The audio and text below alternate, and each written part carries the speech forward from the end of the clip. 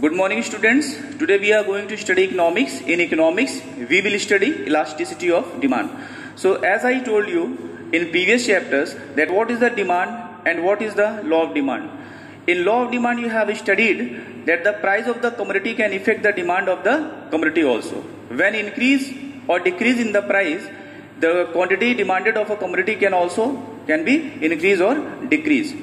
Suppose if you are a manager in a company, in this situation, if the owner of a company will say you that I want to know that I will increase the price of the commodity, so what will affect on the demand of the commodity? In this case, if you have studied only law of demand, so you will reply to the owner that sir, when we will increase the price of the commodity, the demand of the commodity will decrease, and we will decrease the price of the commodity, the demand of the commodity will be increased. But he will ask you that only direction don't tell me. I want how much quantity of the commodity will be demanded by the people, by the consumer in the society. So according to that thing, what price I should increase or decrease. So my dear students, for that question, this is necessary to study elasticity of demand. So in this chapter, we will study that how much and what. Means to say that while you are studying law of demand only, so it is telling you only a qualitative statement, means only direction it is telling you. But in elasticity of demand, it is telling you quantitative statement, means how much and what. So now let's begin it. So law of demand tells us, already I told you. So now just come at the point of the definition. Elasticity of demand. Elasticity of demand refers to the degree of responsiveness of a commodity demanded to response change in its price or any of its determinants. Not only price but only any types of determinants with the price also. So this is the elasticity of demand. Next, elasticity of demand can be classified into three types. First is the price elasticity of demand, second is the income elasticity of demand, and third is the cross elasticity of demand. Means while you are studying elasticity of demand, so you will have to classify it into three parts: price, income and cross. So let's begin with the price elasticity of demand. So price elasticity of demand means to say how much the quantity demanded at a particular price. Means to say that how much quantity of a commodity will be demanded when the price changes. So in this price elasticity of demand, we will study this thing. So we can classify price elasticity of demand into five parts. First is the perfectly elastic, second is the perfectly inelastic, third is the unitary, fourth is the elastic, and then is the inelastic. So now just see, there are five different kinds of price elasticity of demand. So first is perfectly inelastic demand. When the quantity demanded of a commodity does not respond, means to say that no matter what is the price is increasing or decreasing, but there will be no change in the demand of the commodity. So I would like to give you an example of the medicine now. Suppose if you are taking or anyone they are taking medicine, in this situation, no matter that whatever the price of the medicine, if the price will decrease, the people will take medicine according to the advice of the doctor. And if the price will increase, no matter, but they will take, because this is the compulsion of the people. So in this case, when the price of the commodity will increase or decrease, so demand of the commodity will be means limited, no change. Yes. Now second is the perfectly elastic demand. In this case, means a very light, or you can say that very less fall in the price can increase the demand to the infinite, means unlimited demand.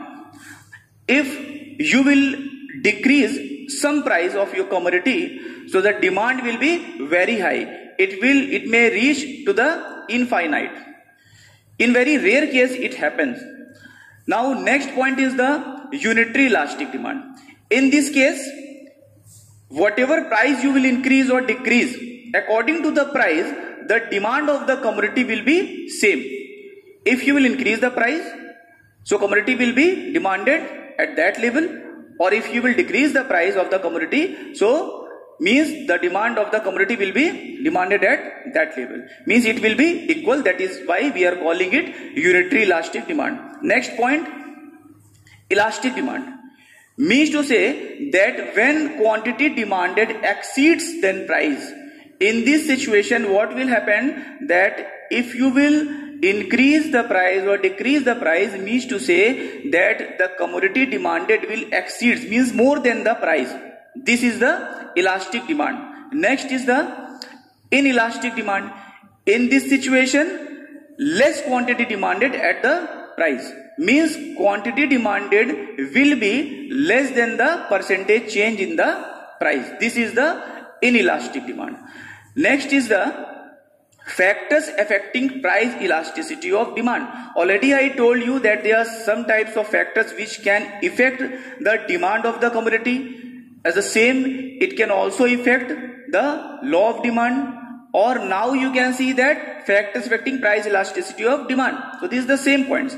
Now see, nature of the commodity. I told you that if people, they are using some types of commodity, this is very vital for the life. So no matter that what will be the price of that commodity, but people will demand for that commodity. According to this, government always impose taxes.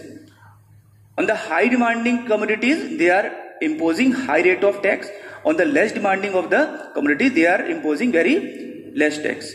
Just like GST. Some types of food items, government they are taking very high rate of tax, and luxury items, government taking very low tax. So now, next point is proportion of the income spent. Proportion of the income means to say that whatever part of your income you are spending on the commodity. Suppose that you are purchasing matchbox.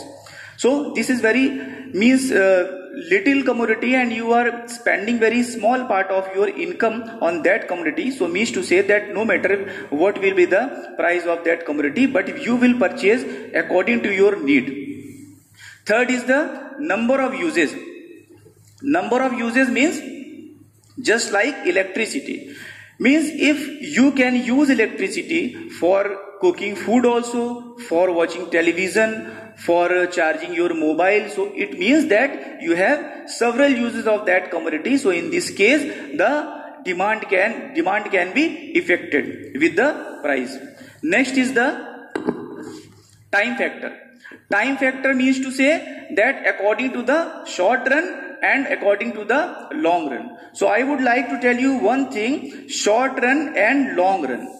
Long run and short run means to say that in the short run, people cannot change their taste and preferences, and substitute goods cannot be available in the market in the short run. Suppose that if you are liking some product, so in this situation, if you are liking any product and the owner of the company will increase the price of that commodity, so you will be compelled for purchase that thing during the short period. But in the long run, maybe any other company, they will produce new product, they will make a substitute, and you will start to consume that product in the place of another. So it means that in the short run, the elasticity of demand will be inelastic, but in the long run it can be changed. In the next point, total expenditure method. So before explaining total expenditure method, I would like to tell you that we are studying price elasticity of demand. So we can classify price elasticity of demand into two parts. First is the point and second is the arc method.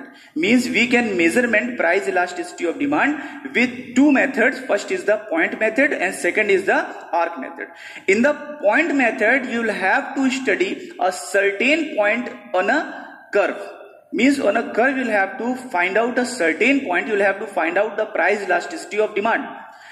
On the other hand, in the arc method, you will have to find out elasticity of demand between 2 points on a curve. Suppose R1 and R2. So you'll have to find out a finite range on the curve. This is the arc method.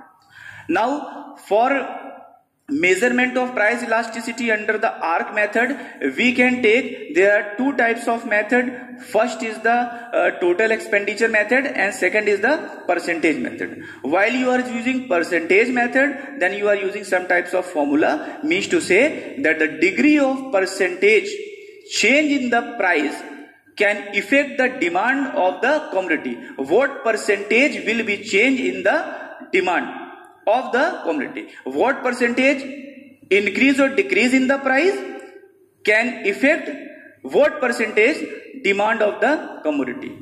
So now we are studying total expenditure method. So total expenditure method means to say that if you are going to measurement the price elasticity of demand, so in this situation you have to study about the total expenditure incurred on the commodity purchased by the consumer due to change in its price.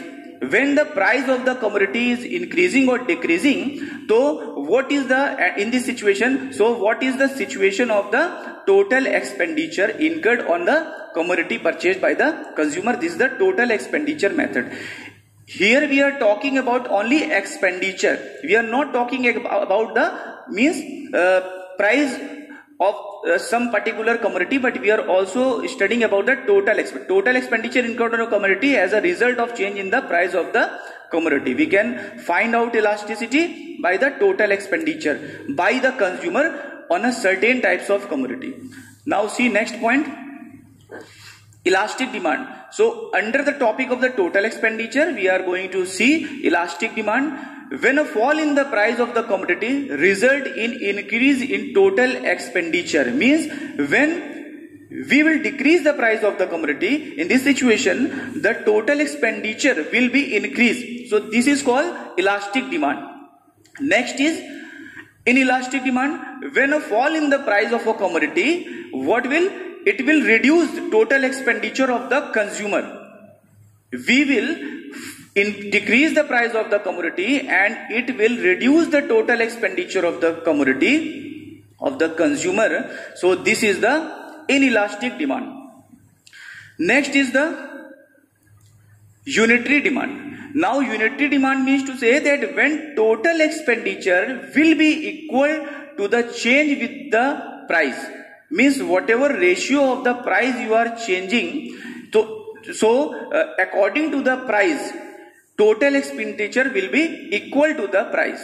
Whatever price you will increase, total expenditure of the consumer will be same at the price. If you will decreasing the price, so total expenditure will be same as the price. So in this situation you can find out the elasticity of demand. So now you can find out the measurement of the quantity demanded of a commodity, how much quantity they are demanding at what price. So these are some points in this chapter.